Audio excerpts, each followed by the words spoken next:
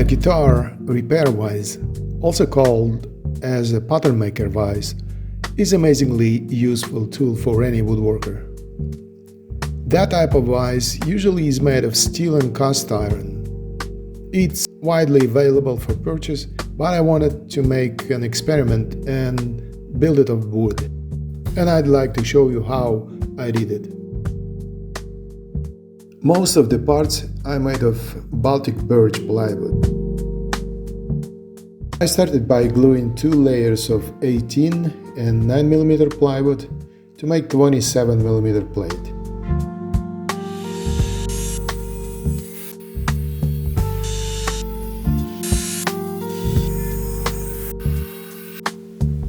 Biscuits are my favorite way to align parts. For this particular project I used biscuits number 10.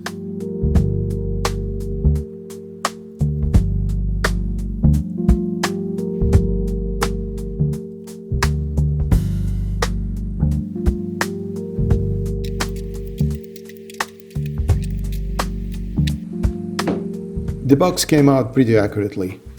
All I needed to do is to clean it up and sand it before next step.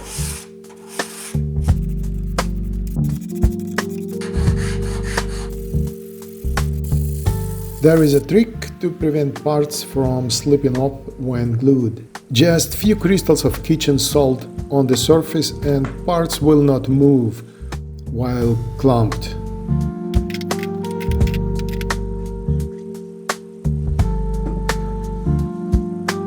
After 30 minutes, I'll glue the other flange.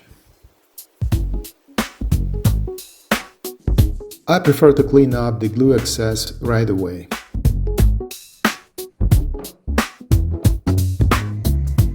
One piece of 9mm plywood must be added to achieve proper height. Both flanges are made slightly oversized, and I cut the allowance off on my table saw. This tiny piece of plywood is an important one. It will become a housing for the screw. We'll see it a bit later.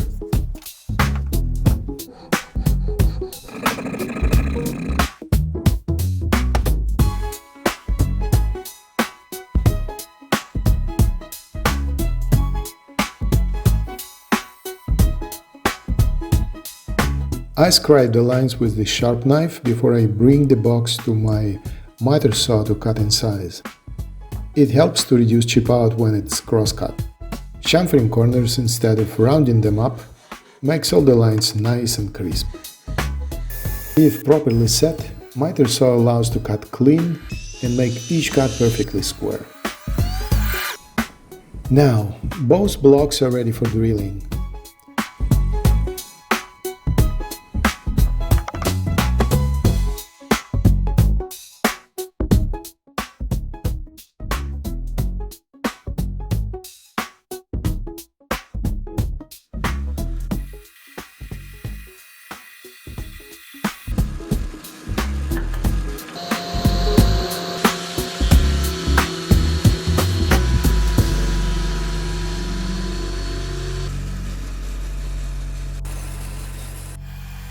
I made these parts of ash. This is very old lathe. I bought it as a scrap and managed to bring it back to life. I'm planning to make a video about that. Now let's make a base plate. It's also glued up from 2 layers of 18mm plywood.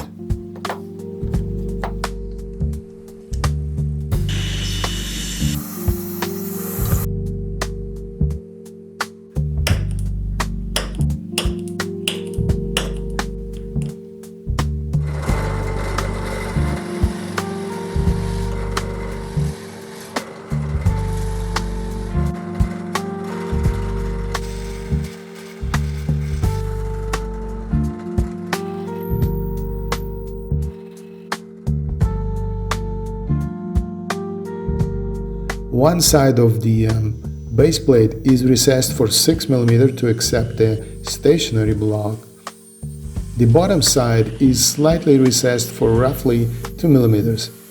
It's necessary to provide the vise stability when it's placed on the workbench.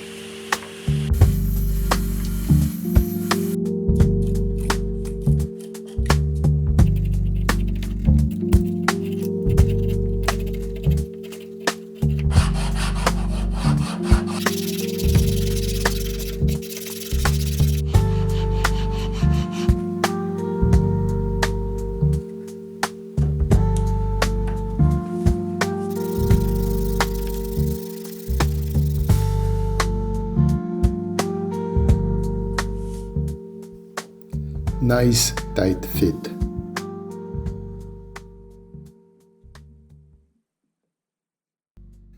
I use M16 bolt for quick attachment of the vise to the workbench.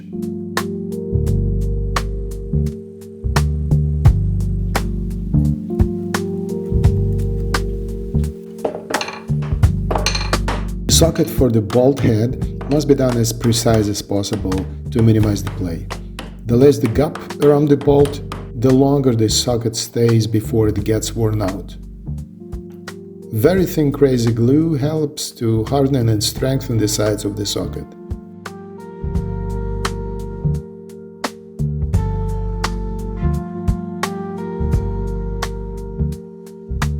I used beech to make the wooden screw. In my opinion, it has a more homogeneous structure compared to oak or ash. Maybe I still have to try another materials. We'll see how long the beech will last.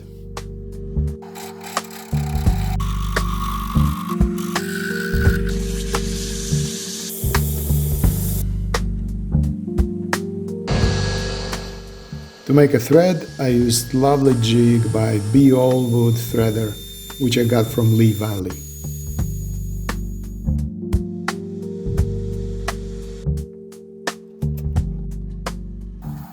The thread quality is absolutely perfect.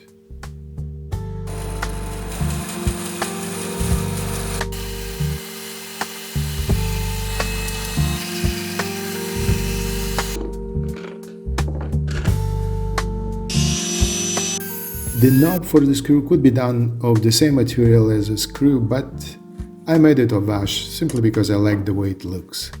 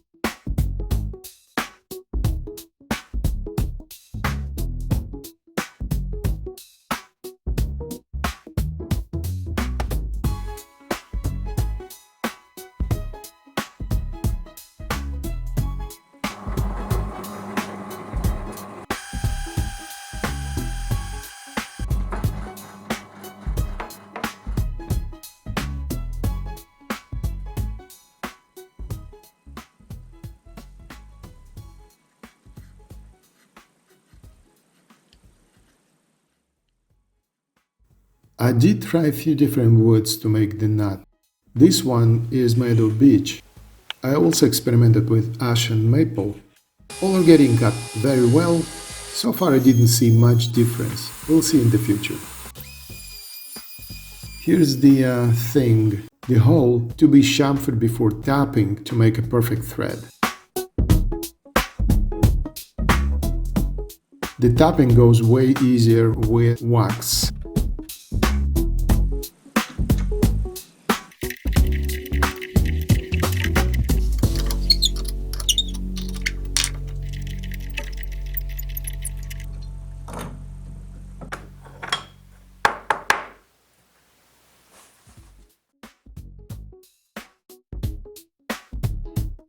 The handle is made of ash as well.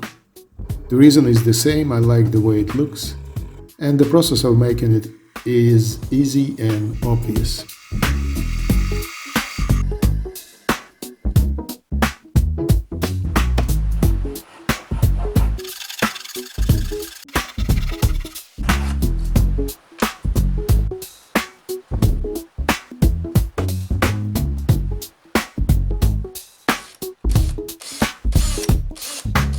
Unfortunately, my lathe doesn't have a chuck, so I have to drill the hole on the drill press.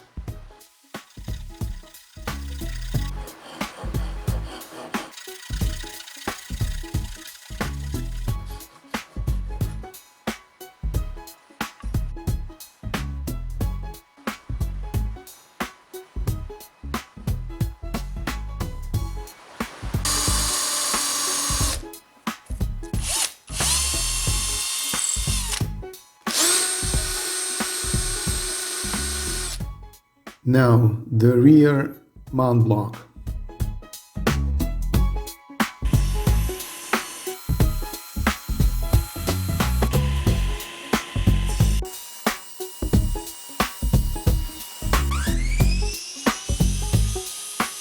I made 2 blocks just in case.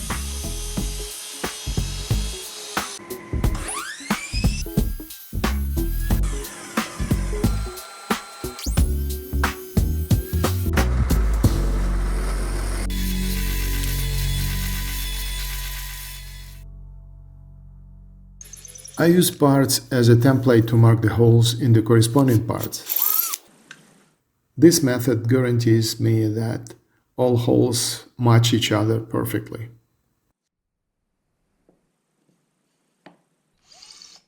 There is a simple trick. The drill rotates counterclockwise. It doesn't allow the drill bit to dig in suddenly too deep into the part, but still leaves the mark, just enough to see it.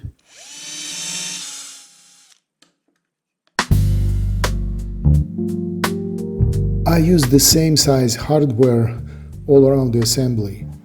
Probably M6 screw to hold little plates in place is overkill, but it simplifies the assembly process by allowing me to use the same size Allen key all around.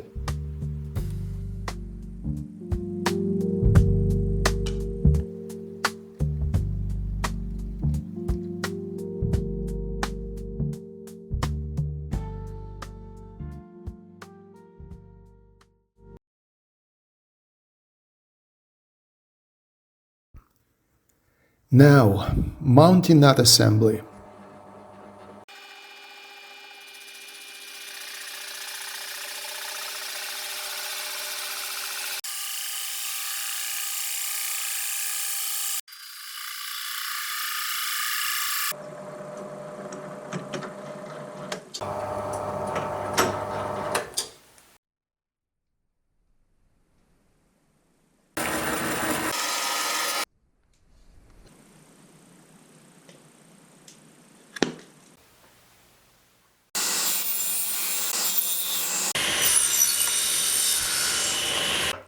Square tip is needed to transfer the momentum from the wooden shaft to the steel nut.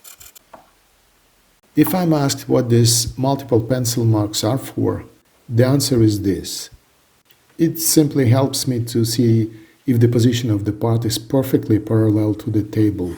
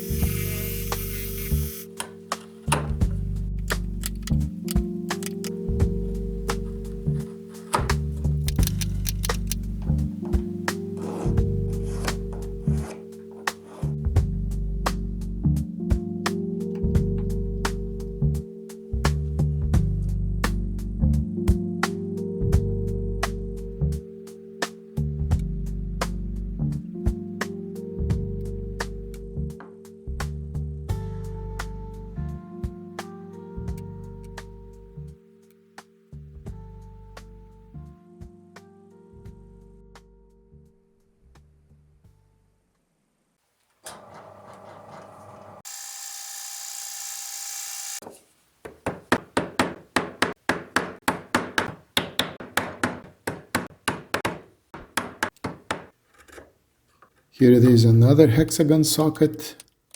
When it's finished, I also reinforce it with CA glue.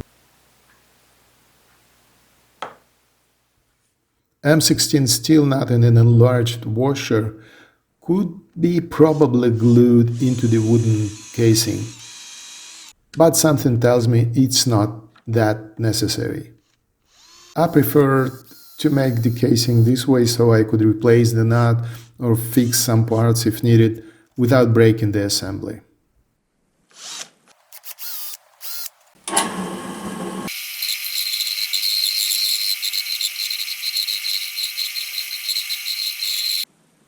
I make this mark before I take the knot assembly apart because I know when the holes are done by hand, it almost never match corresponding holes. Tape on the opposite side helps to prevent tear out when the drill bit goes through, and it will be taken apart for finishing.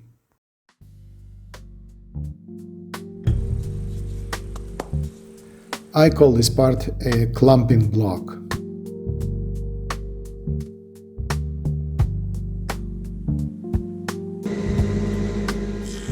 The glue applies easily gets squared on the jointer before ripped on the table saw and cut in size on miter saw.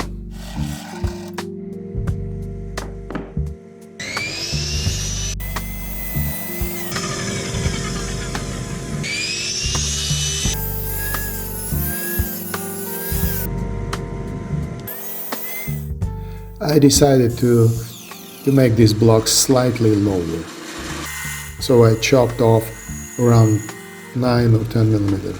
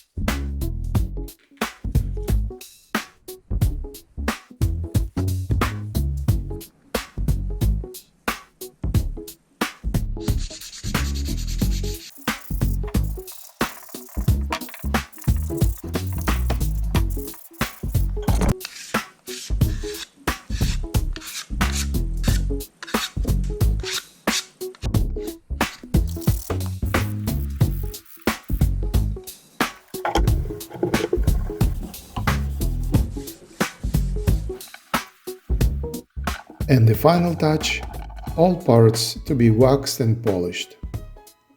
Waxing makes all parts nice and smooth and also prevents any glue and paint from getting stuck on the surface when vise is used.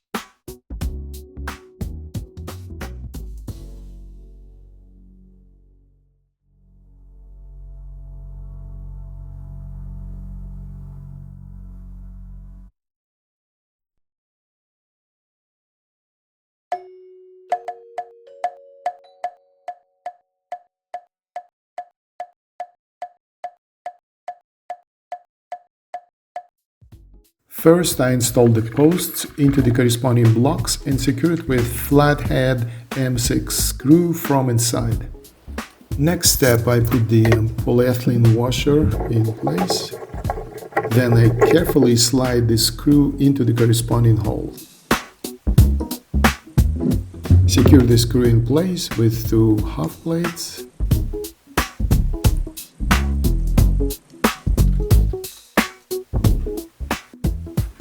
Works nicely. Next part is the stationary block. Nut should behave exactly like that. It must float inside the corresponding nest in all three directions. It will allow the screw pull and push smoothly without getting stuck. All rails and blocks are secured in place with M6 screws and washers. And finally, the rear block keeps rails together.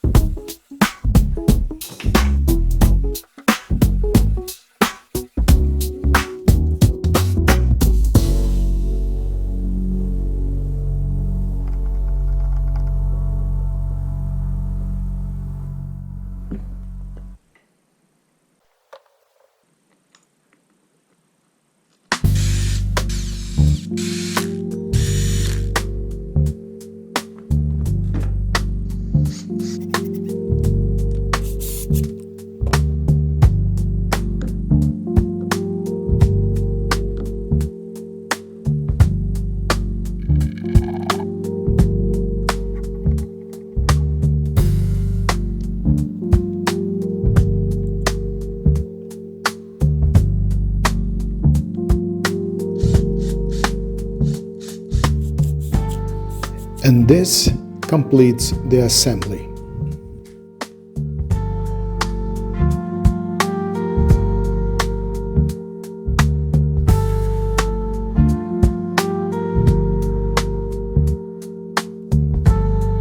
While I was working on the video editing, I realized that the base plate better to be round.